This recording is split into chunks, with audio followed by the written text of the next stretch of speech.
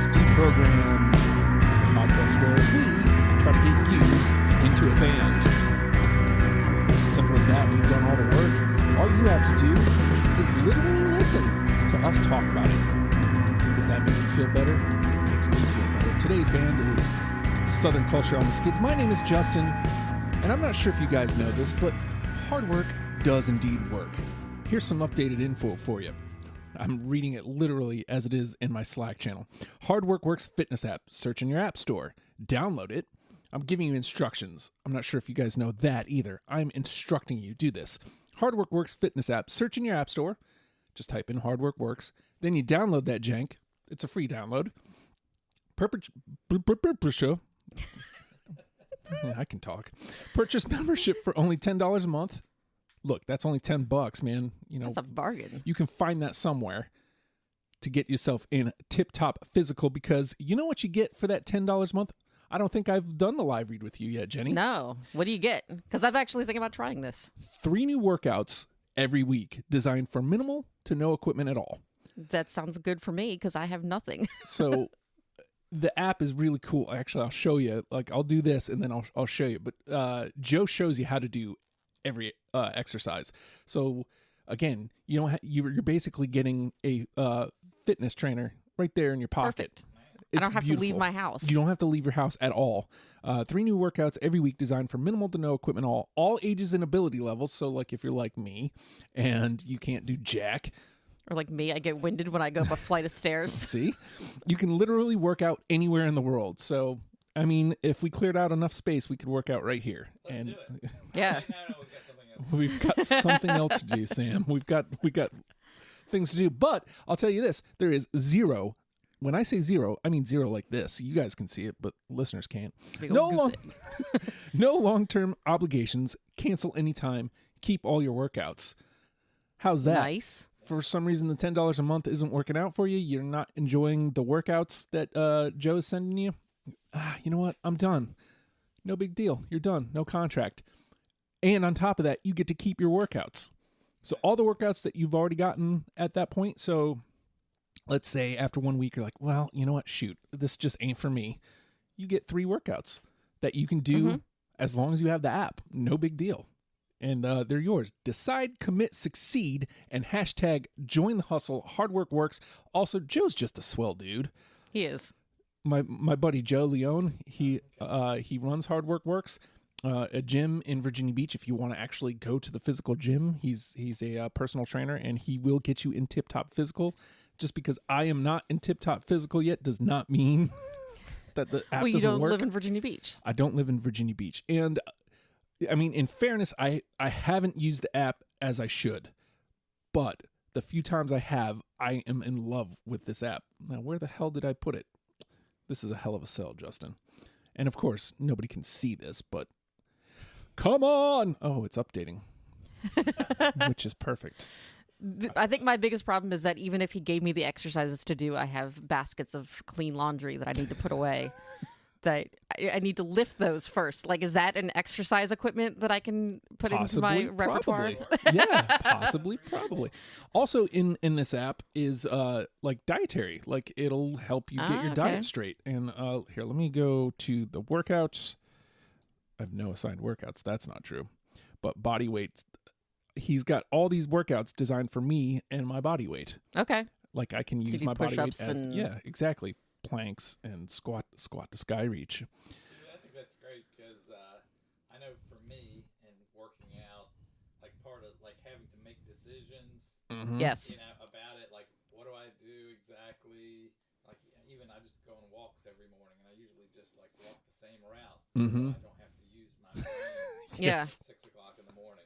So that tells you exactly what you to do.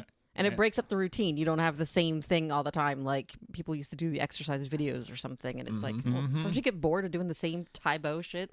Yeah. Well, even with DDP yoga, it's probably the best shape I've ever gotten in. It was when I was doing DDP yoga. But after a while, it's just like, okay. And you need to vary it because I think, your body kind of, I've noticed this over the years, like if you do the same thing over and over again, your metabolism kind of adjust to it, right? And the next thing you know, you're not getting as I mean, it's better than doing nothing. Yes. Yeah.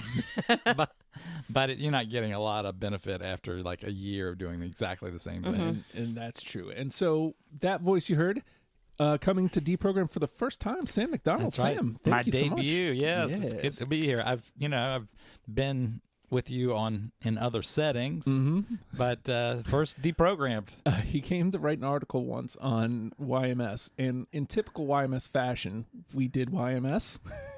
And the come away was, it's like, what was it? Beavis and Butthead with, basically just an even more crude Beavis and Butthead. Nice. That's I was like, accurate. no, that's accurate. That's exactly what we do. And it's fitting that I'm wearing my Your Music Show sweatpants today, stylishly. Sweatpants. The other voice you heard coming back for the first time, we think, since Two Man Gentleman Band, Jennie Zell. Hi. You're here all the time. Who are you? But this is the first time you've done Deprogrammed in a couple months. To Yeah. be fair, literally after the last time, we probably started planning for Bell and Dubs. Yeah, So I think it was early November or something like that. So it's been like steady. Yeah, we've basically just been. Last night, the reason you crashed here because we were up until 3 recording Bell and Dub stuff last night. That's funny. I did wonder. It looked like I was walking into a slumber party. So That's what it was. Yeah. I wasn't gonna ask. Wasn't sure, but Some people show up in pajamas. It's okay. I mean, I would, and I have, and I will do it again. And it will happen again. So, Southern Culture on the Skids is your baby. Like, you've been trying to get this to happen. Literally since you got me on the show. Like, what did you say? It was 4 years ago? Yes. It's been 4 years. So I was on one of the earlier episodes of Deprogrammed. I was on the Foo Fighters one, and I immediately started thinking of all the bands that I wanted to talk about. And I think Blur was the first one that came up. I did something else, but like Southern Culture and the Skids was like probably like top 3 or 5 bands that I wanted to talk about, and I could never find anybody else that liked them. And I was like, I kind of gave up. Like, I honestly was like, I'm okay, whatever. Nobody will jump on board with me. That's fine. That's fine. It's funny that you should say that. So, is it rude for me to ask on the air how old you are? Or you could tell 41. me. Okay, yeah. So Math.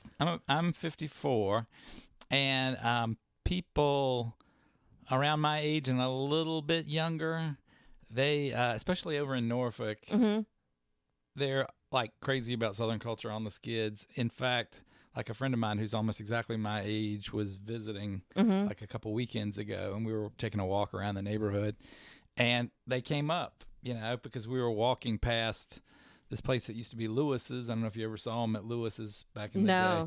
But they had a regular gig there, and people still talk about those shows. I mean, like, oh, wow. repeatedly, they'll bring them up as, like, that was a great era when they used to play there regularly. Right. And I never got to see them. It was a little bit before I got here. I don't know when Lewis's closed, but it was on Collie Avenue, kind of. I'm not familiar with that, so it must have been after my time too. Yeah, so like my wife's friends, it's like a common theme, right? Southern Culture on the Skids. So, okay. To that point, then this seems like a natural place for you to jump in first. Actually, so talk to me about your relationship with Southern Culture on the Skids. Yes, so I go way back with them because I went to school at UNC Chapel Hill, which is where the band began. And so I got to Chapel Hill in 1984, and I don't know if they had started that year or a year or two before, but they were one of the big bands on the scene in Chapel Hill. And they kind of had a different sound at the time. They were a little bit more like the Cramps. It was a little more creepy and less funny. They had a different singer. Rick Miller he was just playing guitar and writing songs, and they had this guy who had a very low voice, kind of like Johnny. He was doing this Johnny Cash imitation. You gotta sound like this all the time. and they were kind of creepy. I mean, in a good way. Yeah. In a good way. So, like, I remember they played as part of this like local music festival at Carmichael Auditorium on the campus of UNC. Carmichael's was the basketball gym for the Tar Heels. And so I can remember standing in front and watching those guys play. And Rick Miller had this Fender Stratocaster and this big Fender amp, and he was getting these, crazy surf sounds out of his guitar. And I was just like bowled over. They also had, even back then, they had a female bass player, which, turned out to be, the thing. Yeah. And she sort of looked like Marilyn Monroe. She had like platinum blonde hair, and she wore these like long vintage dresses. And they were great in that incarnation too. And I remember their like tagline was "Rockabilly Surf Nightmare." So that's the perfect way to describe them. yeah. And so some of the sounds were the same. I mean, musically they didn't change that much. They just kind of over the years amped up the humor value and the kind of the southern kitsch element. But they were all, from the right from the beginning. They were a great band. A lot of that was down to Rick Miller's songwriting and that great guitar. So what was it, Jenny, about Southern Culture on the Skids, like after that first time that you're like, no, I have to do this. This has to happen? I basically I fell in love with this band like right from the first time I heard them. And I'm in the scheme of things, I'm kind of a newer fan. They came up on a Spotify Discover Weekly list, and half the time Discover Weekly serves up a hot pile of garbage. But honestly, I can't remember what song it was that came up, but I was like, whatever the hell this is, I need more of this. And I was going through a phase where I was listening to like a lot of rockabilly and psychobilly. Like I was listening to a lot of Reverend Horton Heat at the time and listening to the Cramps and stuff like that. So Spotify learns what you like and what you're into at that time, and that's what it gave me. And I'm like, it's like that, but it's a little bit more like Southern, and it's got that like this like white trash angle to it that I absolutely loved. The everything about their sound, and they're not just in one place. They're like surf and they're country and they're psychobilly and like all this different stuff. And like whenever somebody's asked me to describe them, I call them the white trash B-52s. Yes, that's an apt description. Fair. Hearing these things from you guys makes me feel better about my analysis of the band, because you've already said all the things I had planned on saying about them. Southern White Trash was going to be towards the top of the list, and not in a bad way. Yeah, it's a very fun label for them. Absolutely. And then I was thinking listening to it reminded me of listening to Reverend Horton Heat and the Cramps, and I was like, okay, so it sounds like maybe my song selection might be off, but my view of the band was correct. Right. Yeah. That's what it sounds like to me. Have you seen them live before? I have not. This band was barely on the periph even for me. Jenny suggested it, and then that's the first time I'd even seen the name of the band. I think they've maybe in the way, way, way back of my mind, I had heard of them somewhere, but pretty much zero. Yeah, the name's, stands out because it's evocative. But, they had that period where they were on a major label, like for a couple of albums. They were on Geffen for a couple of albums. And that was a weird period in the 90s when I guess it was like post Nirvana, and a lot of weird bands were getting signed. So they didn't last a long time as a major label act. But I think it's like the live show, even though their records are great, and like doing this, going back and listening to all these records is just giving me an appreciation for how like solid their whole catalog is. Yeah. But I think it's like the live show that I know, like my wife's friends who I was kind of surprised, frankly, when I heard about people being excited about Southern Culture on the Skids, because I hadn't seen them actually since Chapel Hill. So I hadn't seen the new it's not new, but the new to me version of the band, and the whole thing with like fried chicken, all the gimmicks that they do, the gimmicks. So I didn't quite get it, and it's not that I didn't think that they deserved the attention, but I didn't quite understand. And then they played the Hampton Block Party years ago, and then that that kind of helped me. It's like, oh, now I can see, like, seeing that band in a little club. You know, they're playing their asses off. They sound great. They're funky and weird, and you know, Mary Huff is, you know, looking great, and you know, with her like the beehive or whatever she's wearing at the time. So you know, I think the live show, maybe more than the records, is the thing for a lot of people. But the records are great. That was one of the first things I thought was like, as soon as I started really getting into their songs, I was like, I got to see them live. And I must have just missed them when I first started listening, because I ended up not being able to see them for like another like year or something. They come through town like probably once a year. Something like that. Yeah. I saw them in 2017 at Shaka's down at the beach for the first time. And so yeah, like, I mean, I was ready for it. Like, I kind of knew about some of the gimmicks and stuff, and you know, the whole fried chicken thing. I was like, this is amazing. I can't wait. Well, that does make me think about, again, to compare it, they have longevity, and you brought up one thing I noticed here is there is no real drop in the quality of songs throughout the entire discography, which it makes this game hard to play because it makes the song selection infinitely harder. Yeah. But at the same time, I can respect a band that can be around this long and still put out an album that's just as great as all their earlier stuff. Oh yeah, I mean, I'm kind of in awe that they're able to. They've been able to stick around this long and keep the quality up high and keep the shows fun. I mean, it's hard. It's hard, and they're not making a shit ton of money. Oh no. But you know, they're doing what they love to do, and they're making it work. And I know Rick Miller runs a studio down in North Carolina, and maybe that's part of it too. Is, you know, getting some additional income from the studio and maybe some production work. But yeah, I'm really amazed that they've been able to keep up the quality over the years. So to that note, you probably had your 20 pretty close, Jenny, like before we even... Kind of, because I was trying to be an overachiever and like get the list ready before we, you know, even got to planning the show panel. So like I set up like my list like forever ago, like 3 years or whatever it was, or almost 3 years.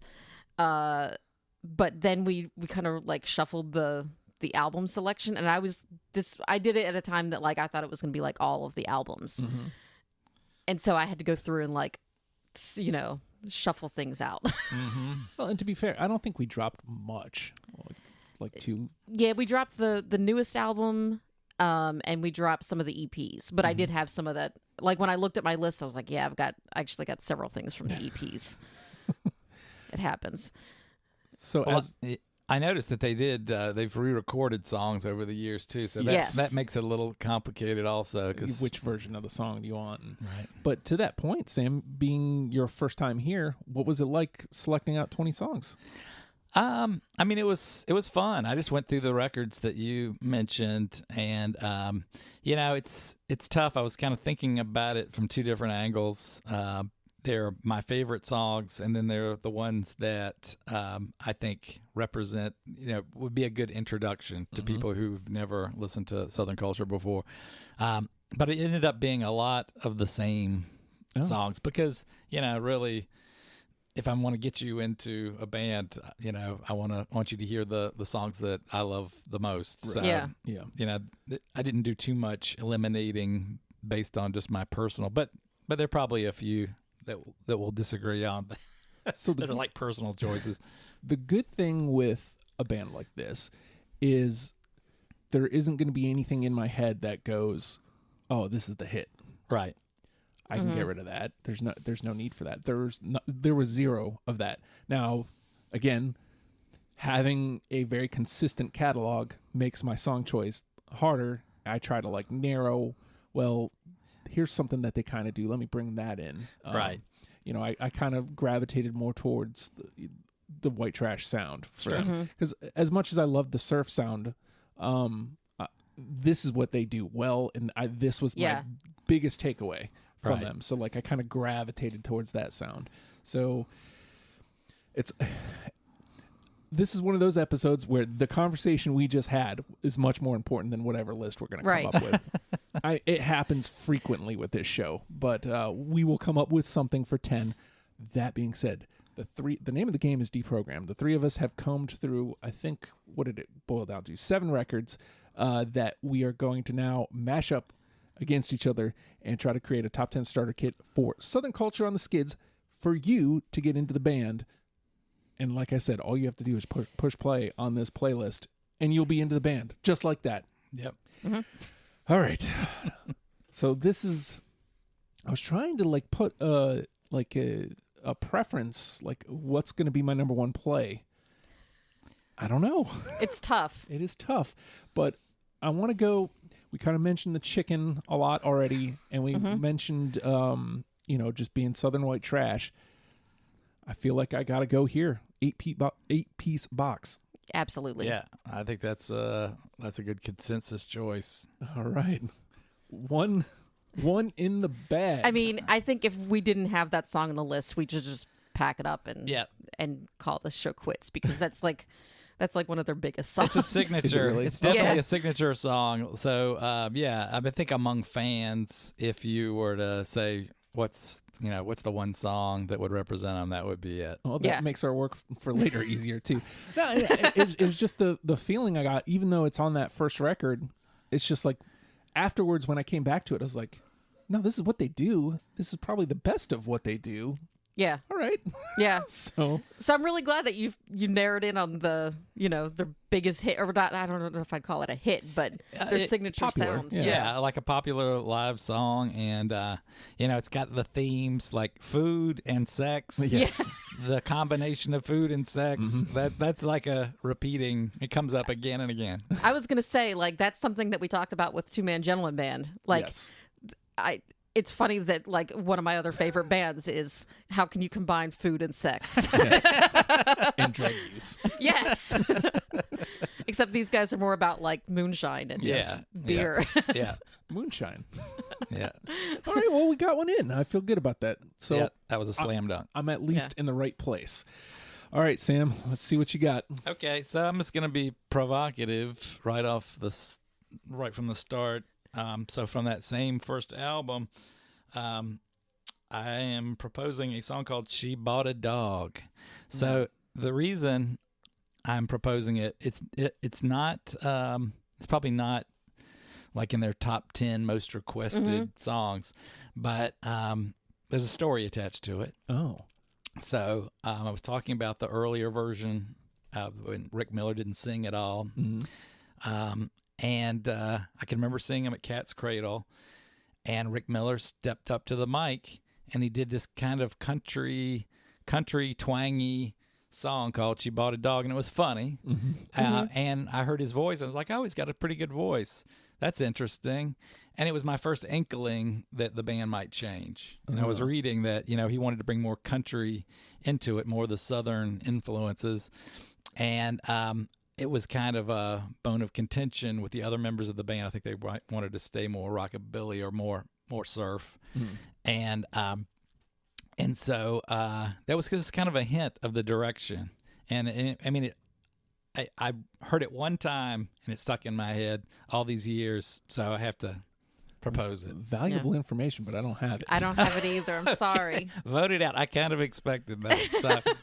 If it makes you feel any better, it was absolutely in my first cut. Now where it dropped out, I can't remember. But it made it through that first pass of 50 or whatever it was. So and not that I'm arguing for it, because I'm already outvoted, but I will say that you kind of hear the character in that song. You kind of see the emergence of this character that he will develop later on. The redneck guy, the kind of hangdog redneck guy where everything's going wrong, and I'm gonna have to go back and listen to that one again now that put it in that light, because I love a good character-based song. That's true.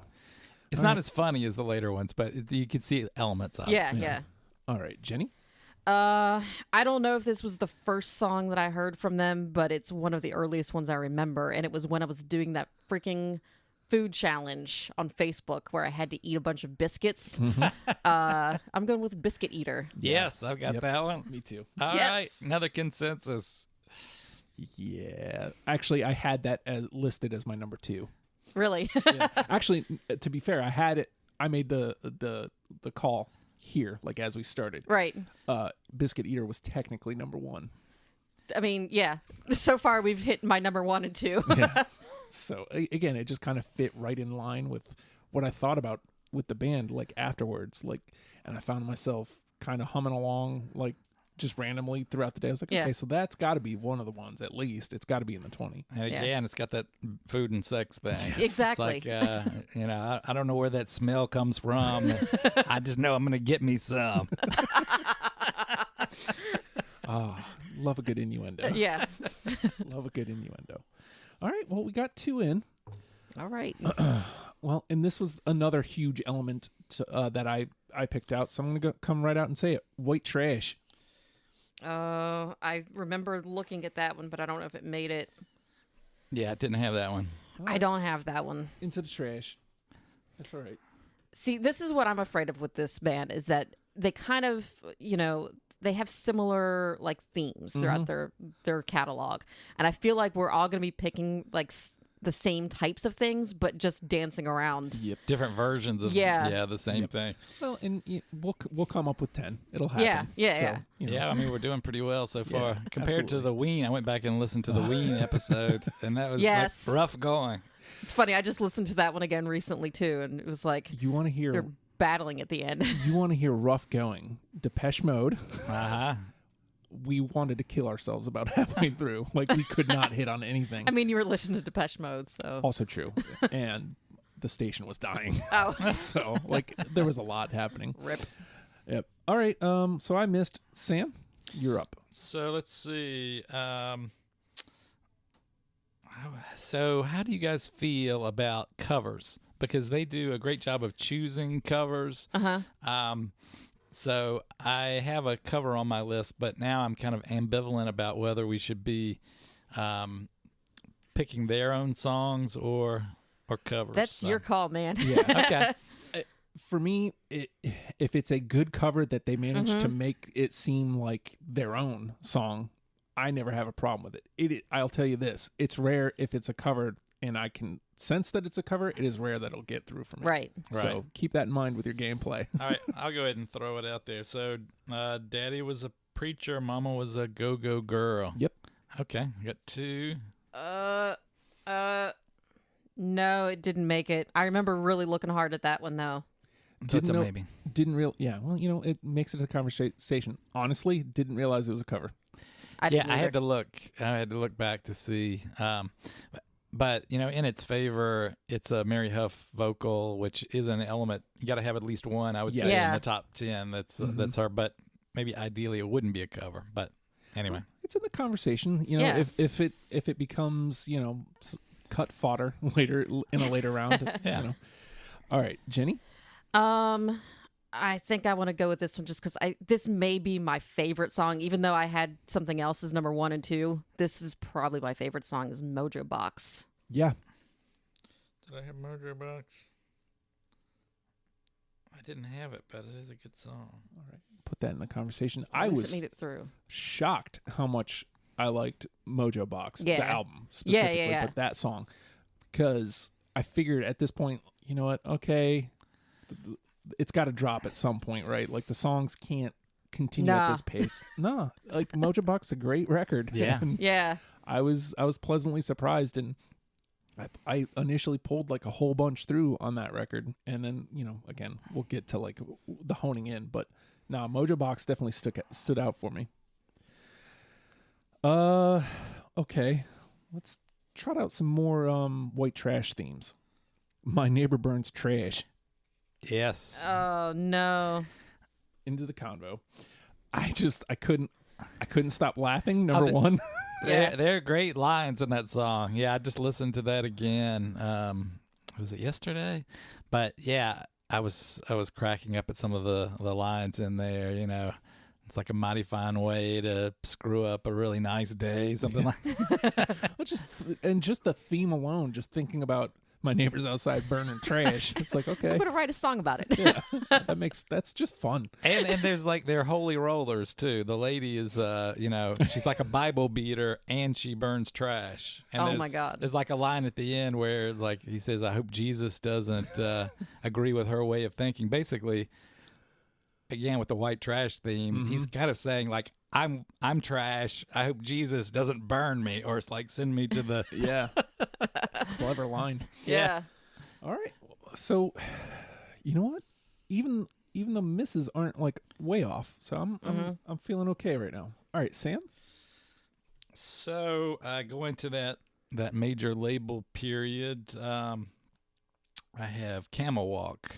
Yeah. Yeah. I do not have that one, but 2 makes it go. That's kind of one of their signature songs that they do like every show. That, from what I can understand, anyway. Like I've been to one, so I don't have a frame of reference. Yeah, I think so. It's funny. The 2 times I've seen them in the modern era, they were not in clubs. It was at the Block Party, and then at the Oceanfront. They played with the Jayhawks at the Oceanfront, and so I don't feel like I've gotten the club experience. So maybe this show with Tornado Bait will give me a taste of like the mainline club experience, because I mean I don't think there was as much audience participation. Those open spaces. It's a little harder. I think it makes people more self-conscious too. There's probably a little less drinking, So I'm looking forward to this Elevation show. Since you mentioned it, I mean, this will come out after that show happens, I think. Oh, that's too bad. How good a pairing is Tornado Bait and Southern It's Culture on perfect. Skids? Like I can't tell you. I was just telling somebody I think last night. I was like, this is the most perfect thing that has ever happened. It really is. And I mean, it's a little bit of bias, but like, even if I didn't know Missy from Eve, I guess would be the saying. It's like, it's a perfect marriage of sounds. So Yeah. I'm going to stop licking their ball sack here. But No. They're right. amazing. They are. All right, Jenny? Shoot, where am I going to go next? I'll go with Liquored Up, Lacquered Down. Yes. Yep. I got All it. right. Oh, nice. Another 3. Blam. 3-chair turn. Again, I just love a good like character, and it has a lot of cool visuals and stuff. Oh my gosh, and the melody. That's I think Rick Miller is underrated both as a guitar player. Like you don't see him listed as like one of the great rock guitar players, but he's also like. I mean, the songs are just catchy. Yeah. And if it was just the white trash thing and it was just the shtick, I think they could probably have a decent career. But, these songs are like a lot of them are super catchy. They stick in your head. And that's, that's irresistible. Important. Yeah. That's a perfect word for it. Irresistible. It is impossible to listen to Southern Culture on the Skids and not have fun. Yeah. Like it's just, it's a mood, really good time. So, all right. Well, so we got 3 unanimously so far, and 4 into the conversation. Once we get out of officially get out of NTP, I will feel a lot better. But we're steadily moving that way. I'm gonna keep trotting out. I think my white trash side here, double wide. Yeah. I don't have it. I'm really feeling not great about my list. Like you guys are matching, and I'm missing all of them. Hey. It's bound to happen. It's going to be me at the end just naming 10 songs in a row. You're going to have to clear out with 10. Yes. Well, that double wide song, actually, before I came over here this morning when I was thinking I had an extra hour, I was looking to make sure, because they do so many obscure covers, and that song is so good and has like such good like song craft to it. I thought it might have been a cover, like an old country song that I didn't know about. But no, he wrote it, and it does show his versatility, because like I could almost see that song in another like production being on commercial country radio. Yeah, true. Absolutely. All right. So we got 2. Moves into the conversation. Sam? So I'm going to go banana pudding. I have it. With the continuing the Oh, food man, theme. I don't. I swear I thought I did, but That was like one of the last ones I added. And man, that song, like, I didn't want to add it because something about it struck me as like really kind of corny that they're just singing about banana pudding. But I was like, I would just go around singing it all the time as I'm like going through my list. And I was like, you know what? It's so catchy. Like, I have to put it on the list. Yeah, it's definitely one of their maybe cheesier, cornier songs, but it is super catchy, and I think it might be my wife's favorite Okay. Southern culture song. So I mean, it's fun. It's banana pudding. with the skin on top. wait a second. Why am I not seeing it in my master list? Uh-oh. I remember listening to it. I remember having it until pretty late, It's on Plastic Seat Sweat. which I think is one of these blue ones. Huh. Well, I don't think I'm going to... There it is. There it is. Goes into the conversation. No, that one was like definitely a super late cut for me. And for all the same reasons we've kind of talked about already. But And it's got the funky sound. So they have, the surf sound, they have the country sound, they have the rockabilly sound, and Banana Pudding's this kind of like southern funk Yeah. kind of groove that they're really good at.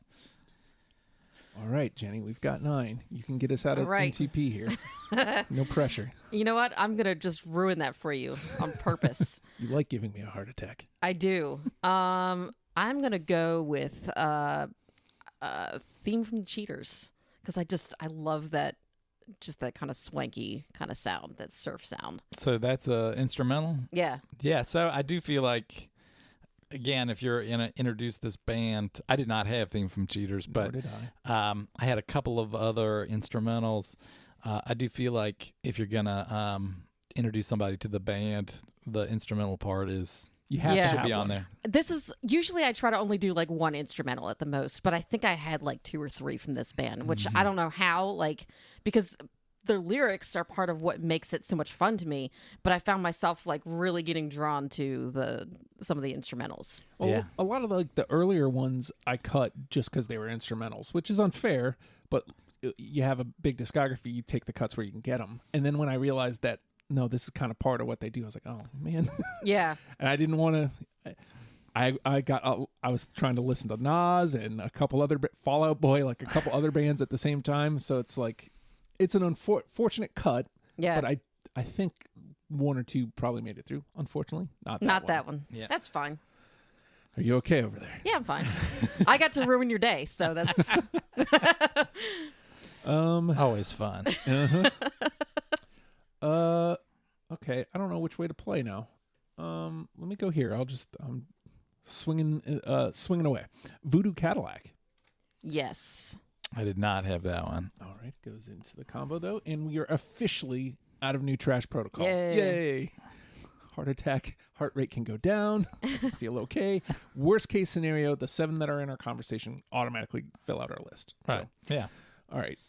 Sam. All right. I am going to go with another song that a friend of mine is crazy about. My House Has Wheels. No. Nope. Nope. Okay. Definitely one of the ones that was on my radar. Yeah. Though. It's probably in some ways it's a guy singing about his RV basically. Mhm. So it's maybe not quite, he's not singing about his trailer. He's singing about his RV.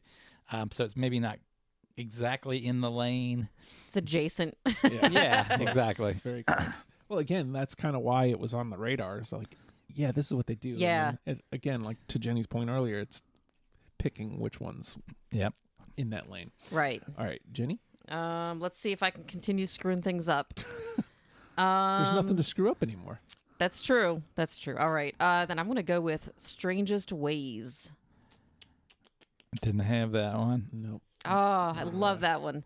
It's just kind of, I don't know what you call it, like almost punk-ish kind of sound, and it's just like a dance kind of, I don't know. I love it. I'll have to go back and give My that one baby's another got the shot. strangest ways. Probably just one of those things where I just kind of passed it by. I've got 3 from that same record. So let me trot one of those out. How about Shotgun? Didn't have it. Nope. Now's the time for misses. Now's the time for misses. I'm all right. All right, Sam. So I'm gonna go with one of my favorite songs, bar none. So this is risky. Yes. So drum roll, please. Put your teeth up on the windowsill. Oh, Yes, I have it. Okay, she saved you. You didn't have that one? It was on the radar. It was on the radar. And if I had to guess, it was probably like top 25. Yeah. I find that song totally hilarious, and I probably had heard that album, but for some reason it didn't jump out at me until they played it at the block party, and I can just remember cracking up and thinking, I can't believe they just sung that. You know? God, that's a great element to a band, though. Like if I saw the Frogs, like I would get that same. I can't believe they're in front of people singing this. Yeah. Yeah. All right, Jenny. I don't know how I skipped this one earlier because this was a little bit higher on my list, but this is another one of the earliest ones I heard of them was Too Much Pork for Just One Fork. Oh, yes. Okay. Nope. And I like, okay, so I guess they have like a remastered or like a re-recorded version on Spotify. And I think at some point they had the original and it just, I don't know if they just, discontinued or whatever, but I really prefer the version that's on the EP. I think that's the one. Yeah. I think that's the one. Yeah. It just, something about it. Like it's just kind of dirtier and, right. It fits with that sleazy kind of sound, the food sex theme. Yeah. The fooding sex. I hate it. All right. You know what? I'm gonna trot this one out. I don't know who I'm gonna hit here, but we'll find out. Damaged Goods. Oh. I did not. I considered that one strongly, but it didn't make my list. I think what's great about that song, for this particular setting, is that it sort of expresses that character. The character of the white trash dude living out on the edge of town and kind of having romantic problems and if I'm remembering right, it's like I don't know if he's saying we're both damaged goods or I'm damaged goods. Do you remember? I think it might be both. But yeah, it's definitely that sort of sad sack in the best possible way. Yep. Kind of a theme. Was that a no for you too, Jen? That was also a no, yeah. I remember looking at that one, but it was tough, It always is. It's never easy. All right, Sam?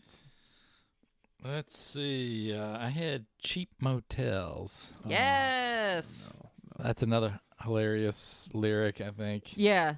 They really paint a picture with that whole song, and I just love anytime that there's a story being told. Right. There's a line about the Gideon's Bible that's never been opened. Yeah. He's describing the scene as a cigarette burn on the table next to the bed and the Gideon's Bible that's never been read. Again, I'm scrolling past it here somewhere. Which album? So it's on the Liquor It Up album, if that helps. There it is. Duh. Now, again, I mean, I don't feel bad for not having it because it was absolutely on my radar. Just sometimes you got to make the cuts. Yeah. Again, it comes down to like which ones strike you as this is the one I like of this kind of theme. All right. And just for clarity and to put it out there, I think I'm down to 9. So we're roughly about halfway through. I have more than that. All right. It is your turn. Trot one out. Okay. I'm going to go with Roadside Wreck. Didn't have it. No. Nor did I. For some reason, that one isn't sticking out at all. I'd like to put it on Drive Too Fast and then get tickets. Oh. I was actually listening to Southern Culture on the Skids when I got a ticket in Virginia really? Beach. Yeah. I can see that. I can imagine that might have been a contributing factor. All right. Where am I going to go here? How about...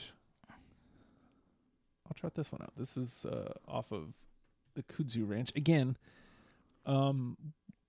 I was pleasantly surprised because after Mojo Box, I'm like, okay, well, now they're done, right? Right. No. No. Nope. It's another solid record. I had a whole bunch of choices, and no. And this is one of them, Bone Dry Dirt. Oh, no.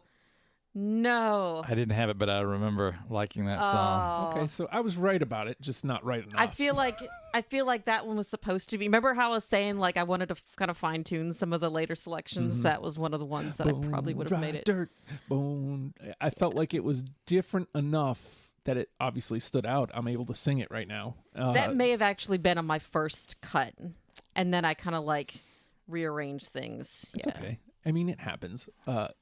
I'm wrong. Like my top 10 was easy. Like I wrote it in pen and I didn't scratch anything out. The back 10, I had to like keep redoing. Yeah.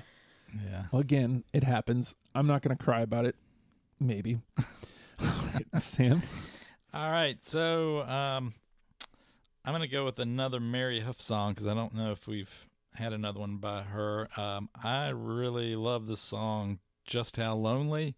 It's like kind of a pure pop song. It doesn't necessarily fit super well with the white trash theme, but super catchy and God, she sings it incredibly well. So much so that I can't believe, like, why is she just a bass player Right. in Southern Culture on the Skids? You know, she could go to Nashville and, you know, have a career, I feel like. Well, I mean, that kind of speaks to her as a person, though. Yeah. She's doing what she loves in this band that she's been with for forever. So, yeah. I don't have it, though. Nor do I. Oh, well. This well thought out. All right. Jennie. Then let's see if we can get one with her voice on it. I don't think it's going to be that one, so I'm going to skip that one for now. I'm going to go with Firefly. Oh, nope. Didn't have it. I should have known that was not going to be the one either.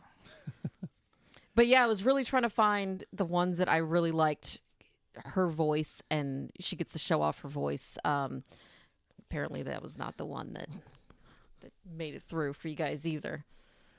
I'm going to be sad if we don't get any from her, though. Yeah, I think we Unfortunately, ought to have one. currently, I don't know which ones are her looking at this list, but I'm looking at this one.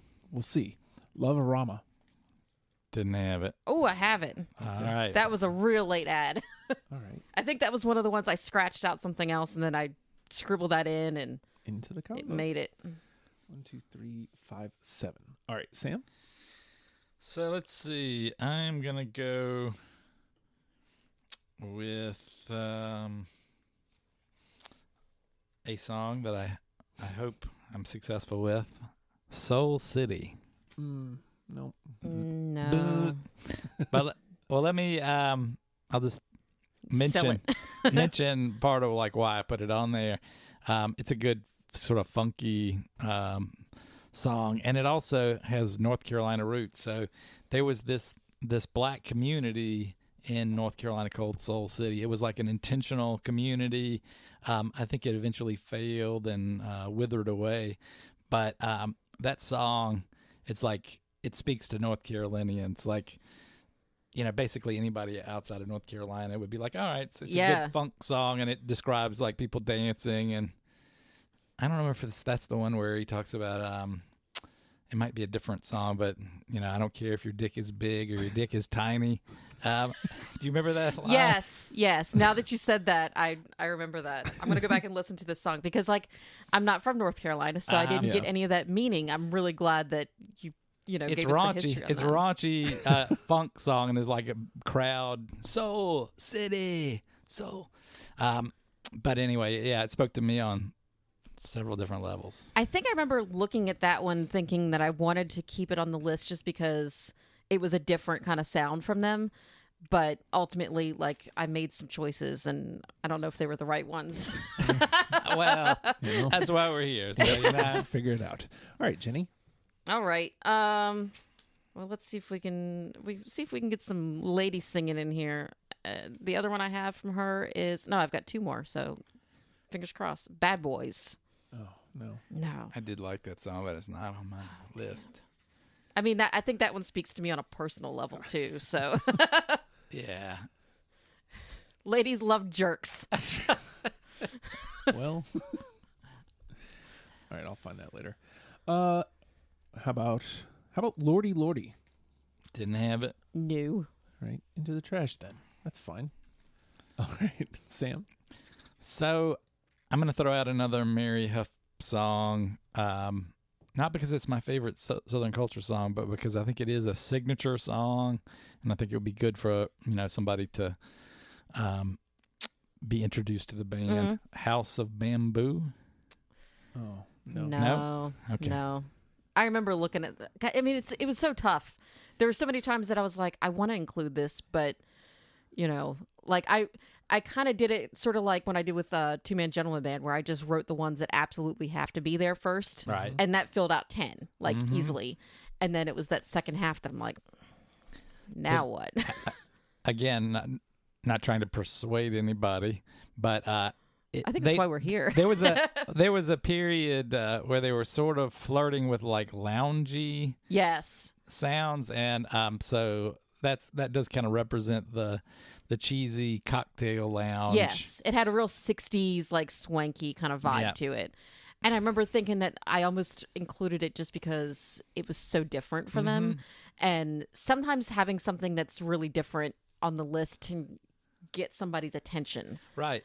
And it does show that they have a range, even though they've been very consistent throughout their career. They've been consistent in like 5 or 6 or 7 different ways. Yeah. Yes. So Songwriting, sounds. Yes, absolutely. All right. I wish I knew which ones were which here. How about Nitty Gritty? didn't have it. No, I love that one though. I'm just striking out on God. this back half. All right, Sam. So looking at my list, what have we not? We're sort of getting to ones that are a little bit. We're getting to the nitty-gritty. I'm feeling less passionate about, but from Ditch Digging, I had The Little Things. Nope. Nope. All right, Jenny. Let me fire off my last Mary song, and that's "Fire of Love" from Mojo Box. Oh no, Didn't have it. No, no. All right. How about High Life? Nope. Didn't have it. That was like probably top 40-ish for me. So it wasn't that far off. All right, Sam. I'm down to my last 4 here. So for Mojo Box, I had Smiley, yeah, yeah, yeah. No. Nope. No. Oh, jeez. Missing left and right. We're getting down to it, man. Yep. Jenny. I'm gonna go with Corn Liquor. That was my Bell selection. I ain't got it. Didn't have it. I ain't got it. I mean, it just it fits their theme, Yes. the white trash drinking theme. How about this one? Mud Buggy. I Nope. did like that song, but no. Okay. I it's always encouraging that it was close. Like whenever I get the blank stares, I'm like, oh. I don't know that there's really any way to go wrong with this band. Like you could, I think most of the time I never really listened to their albums. I just had a playlist with like all their songs on it, and I just hit shuffle and, see what comes up because everything that they do is fantastic. Yeah. Oh, super consistent. All right, Sam. So, this is a song that's very different from the rest of. It's almost like a ballad, which that's not really their main thing, but $5 Shoes. Nope. Nope. Not surprised, frankly, but I do love it. It is that same character, that sort of backwoods poor guy character, but in more of a contemplative mode. Okay. Which you don't usually think of from Southern culture, but maybe that's why it stood out to me because it's right. It's Well, different. and again, now's the time for those ones that you feel like kind of just need to be in the conversation, whether they make it or not. All right, Jenny. Shoot, I think my last 2 are actually instrumentals. For Lovers Only. Oh no. Didn't have it, but I do like that. That was actually my last ad. I actually erased something else. I don't even know. I can't read what it was, and I'm kind of glad I can't because I'd probably be mad if it was something else that missed. But I kept thinking about that. Like, it just has that real, like, 60s vibe to it. And there's, like, nothing to it all except that then he's just like, for lovers only. Yeah. Yeah. It definitely was on my radar. I don't remember where it dropped, but it made that first cut. Whatever that ended up being. I'm just gonna blast out these last three and see if I hit you guys, and then everybody can kind of clear out. So I've got C.W. James, O.O. Spy. Nope. W Spy. Oh God, it was close for that one too. All right. Well, top 40 anyway. Yeah. Earth Mover. Nope. Hitting on Nothing. No. Appropriate. Very appropriate there. All right, Sam, you want to clear out what you got? Sure. So, I love this instrumental Jack's tune. Oh, No. It was one of these that had escaped. Like doing this, going back and revisiting their catalog. I was like, holy shit, that is a beautiful instrumental, beautiful guitar instrumental. So that made it onto like this other playlist that I was like, you know, it's like a gem, a hidden gem for me in their catalog. And let's see, the other song I had that we have not mentioned already is I guess that's really it. I have a song called Tidewater Jack, but that was not it wasn't in play. Yeah, it wasn't in play. Yeah. So. okay. All right, Jenny, you want to clear what you I got? don't know how this happened because I thought I had like a bunch that were left, and then all of a sudden I only have one left, and that's Rumors of Surf. Oh, no. that I love that because it goes back. It might have even been on their very first album that you have to go to YouTube now if you want to listen to like that Johnny Cash singer. Oh, okay. I'll look that up. I'm pretty sure "Rumors of Surf" was like one of their earliest songs. Yeah. Okay. I always love this kind of thing. Plastic Sweat got the most play. There's only 5 songs that we didn't play from it. Wow. That stuff interests me. And it's funny because like that album, I remember looking at it and thinking like, I don't know that I've ever listened to this album straight through, but I may have had the most songs from that album on my list because I, just put everything on shuffle and listened to everything. And those are the songs that I remembered, but I never just sat down and listened to it straight through. What I liked about that album was the polish. Like, right. You take what they're doing and polish it up a little bit, and it's like, oh, okay. And I think that's what stuck out to me because I'm pretty sure I had the most from that album too, but where it's just like maybe the album before and the album after were all kind of like centrally I had these are the ones. So yeah, definitely had the most polish, or one of the ones with the most polish because that was their major label era there. Okay. Makes sense. Yeah. Makes sense. All right. Well, you know what? This isn't as bad off as it might have been. It started off hot. We got 3 8-piece box, biscuit eater, and liquored up and lacquered down. So we've got alcohol and food covered. Yeah. Keep that in mind. How many do we have here? Let me see. But we did do a lot of dancing around the same themes. Yes. Oh yeah. So there's 11 that we need to get down to 7. I was going to say that should be easy.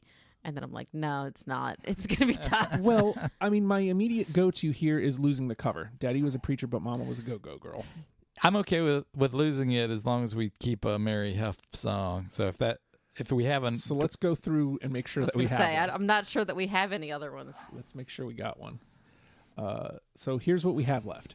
Mojo Box, My Neighbor Burns Trash, Camel Walk, Double Wide, Banana Puddin', Love-A-Rama, Voodoo Cadillac, Put Your Teeth Up on the Windowsill, Too Much Pork for Just One Fork, I heard that sigh, Cheap Motels, and Daddy was a preacher, but Mama was a go-go girl. so now we don't. Oh, my God. So don't that's have got to be the another one then. Look, It does 2 things. If we were to include it, it does 2 things. It's an obscure cover, and almost all of their albums have a surf instrumental on them and an obscure cover. So it checks that box, and it's a Mary Huff song. Right. So, and also it sounds enough like them that I didn't realize it was a cover at all. Like I didn't even think to go, I wonder if that's a cover. Right. So It's not like, I mean, I actually considered including this was the cover of Come As You Are. yeah, same. Just because of the fact that, like, it's something that could draw people in. It's like somebody who would never listen to them, they might hear that and say, like, oh, shit, that's the surf cover of Nirvana song, like, That as an is instrumental. hilarious. Like, Yeah. that's amazing. Yeah. All right. Well, if there's no objections, maybe we just made the case for it. It went I think so. Like that's the fastest something's went from the cutting block to in. I mean, the sad thing is that, like, compared to all those other songs, like, it hurt me to think about cutting all those other ones. But I feel like it's important to check those boxes. Yeah. Yeah. You know? I think it's good. So, is there anything else that from that list that you feel like has to, or is there anything that's sticking out as well? I guess that can probably go. From the maybe list there, there's too much pork Too much pork's on there. on Yeah. there. I feel like that would be a good one to include, but maybe Yeah. it doesn't. I'm with it. Okay, I was thinking Camel Walk needs to be there. Okay. I'm good with that too. All right. So that gives us 6. So I mean, they have a dance that goes with it when you go to the show. Oh, like, right. it's kind of a thing. so it's a thing for them. Yeah. Yeah. All right. I mean, obviously, at this point, I don't think with a sound like this, I don't think album representation even comes into the No. conversation. So we still need 4 more. Let's think about some that we can cut here. So let me put them via record.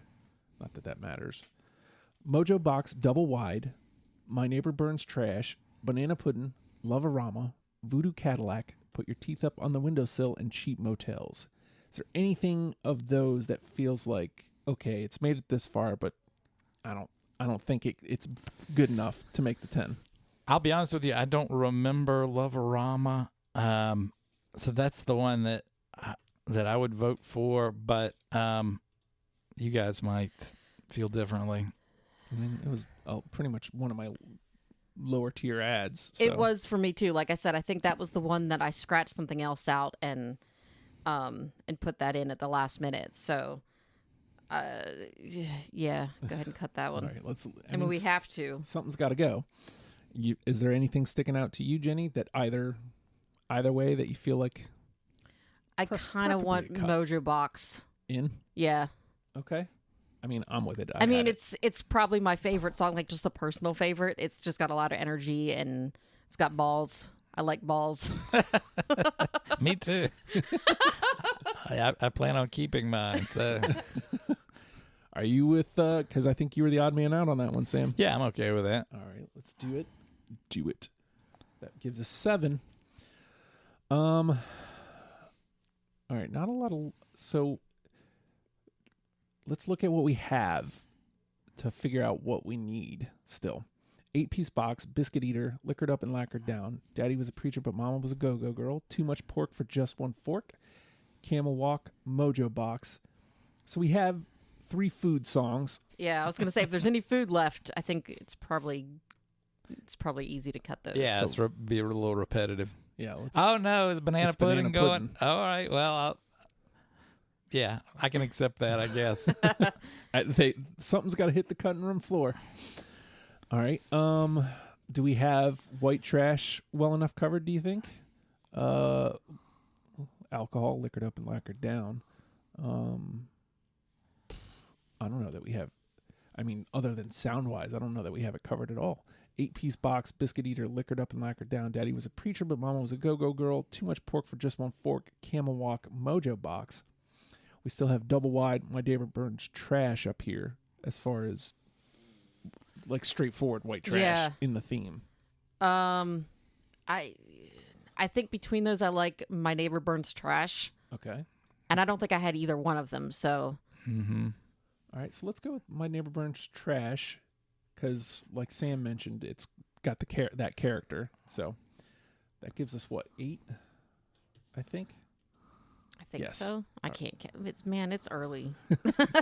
Looking over your shoulder, I would be lost if I wasn't looking over your shoulder. We got to lose 2 of these. Double wide, Voodoo Cadillac, Put Your Teeth on the Windowsill, Cheap Motels. I know. So I love double wide and cheap motels both. Of course, Put Your Teeth Up on the Windowsill is a personal favorite. I think it's hilarious. You know, it Do might we not. cover It might. hilarious? What's that? Do we cover like anything like that's just straightforward funny? Yeah. I don't Never know. Burns trash, kind of, but I don't think it's in that same vein of just straightforward funny. Outrageous. It's kind of outrageous. So, but I don't know if it's I'm not sure if it's an audience favorite or what. I don't know how you feel. I'm a little iffy on that one. I was gonna actually make a case for Voodoo Cadillac, just because it has a little bit more of like the psychobilly kind of sound, and I Okay. don't think we have anything that maybe Mojo Box, I guess, might be in that vein, but I don't remember there being anything else like that up there. Okay, that's good. That definitely that sound needs to be in there. I have a very short attention span, so feel free to correct me. So, well, you know, if you want, it's right here. Just get a couple seconds of it. God, it's like, I mean, it's just their sound. Mm-hmm. Like, I think this is the one that reminds me of the Weird Al parody, the Weird Al original version of them, you know.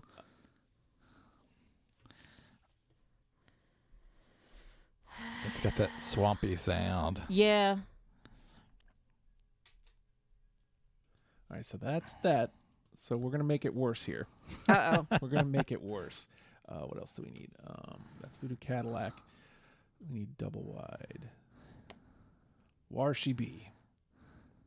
Maybe I should just gone to my list since I know it's in there.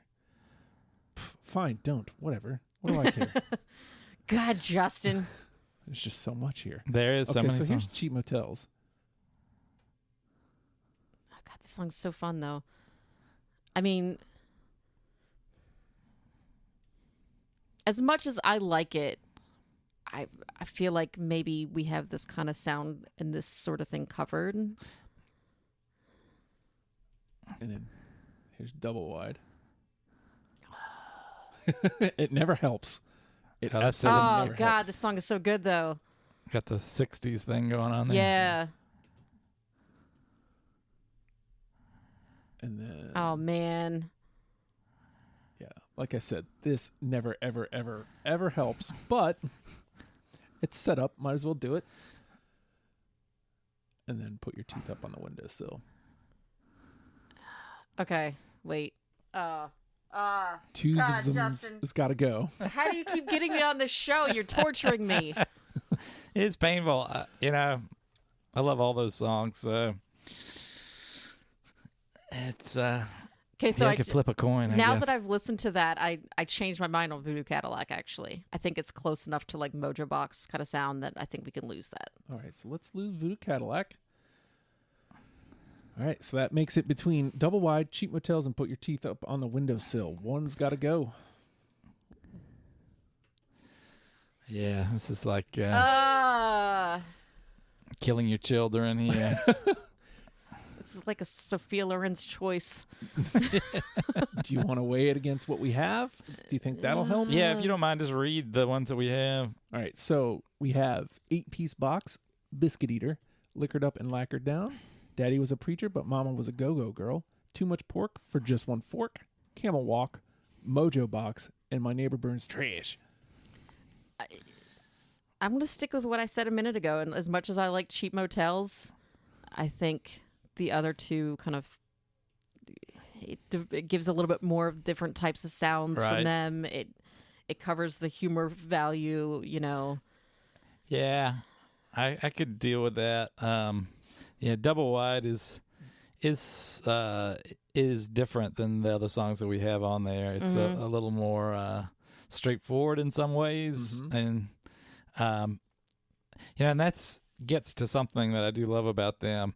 So, you know, they do parody, they do you know, backwoods poor Southern parody, but they do it affectionately. So, Yeah. like double wide, I was thinking, just like listening to it the other day, that it's almost like it could be in a musical. Like if you had a musical, a jukebox musical about white trash life. Yeah, yeah. It could be a song that's at the scene where people are talking about like getting out of the city and moving back to the country, and it's like affectionate. That's what I was. That's my point. They're not punching down. They're No, not at all. I mean, they're definitely dealing with stereotypes, but in a sympathetic way. It's you never feel like they're belittling people. Yeah, they're not looking down at anybody. Like they're kind of like, hey, no, this is fun. It's actually almost celebrating. Yeah. Yeah.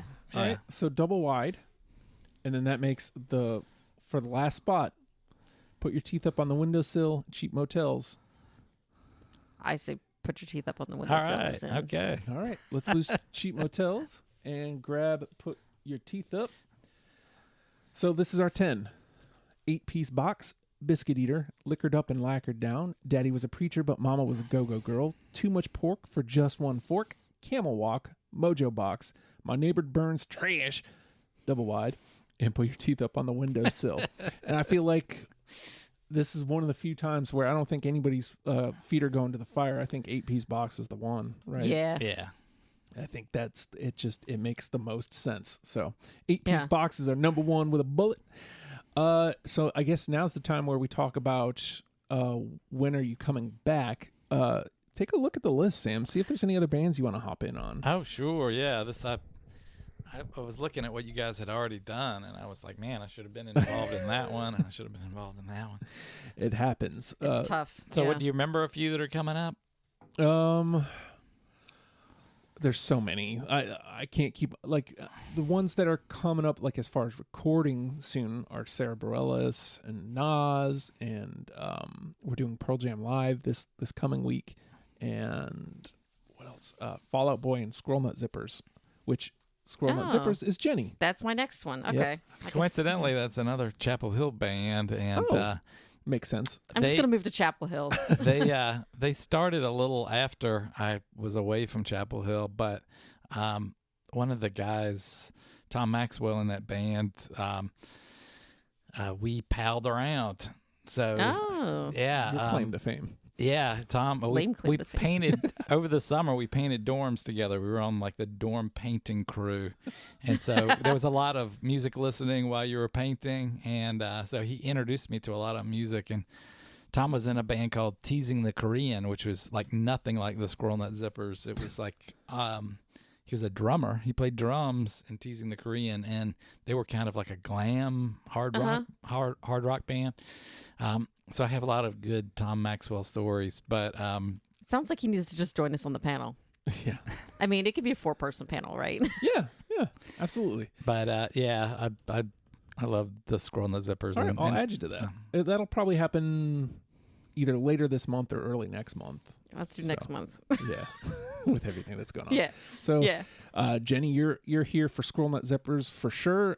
St. Vincent will get put together here soon. I forgot about that one. Yeah, well, it was. I'm looking at all the ones that sadly just have my name next to them on the list. I've got L7. I really want to do L7. Also want to talk about them on the show. Heyo. Amy Mann. Ah. Arctic Monkeys. Who else do I have? Mojo Nixon. I don't remember signing up for that one, but I'll do it. But you put it out there like That was very probably early another on. early. Yeah. And Okay. you're like, you know what? F it. Mojo Nixon. And I was Mojo, like, okay. yeah, he's a Virginia boy. So Ah. All right. Oh, and there's a bunch of names I haven't even seen. I don't know where that came from. All right. I'm going to jump on some of these. Find some more shit. All right. Well, Mojo Nixon, man. so with that being said, Southern culture on the skids. Learn them and love them, people. We'll see you next week. Goodbye.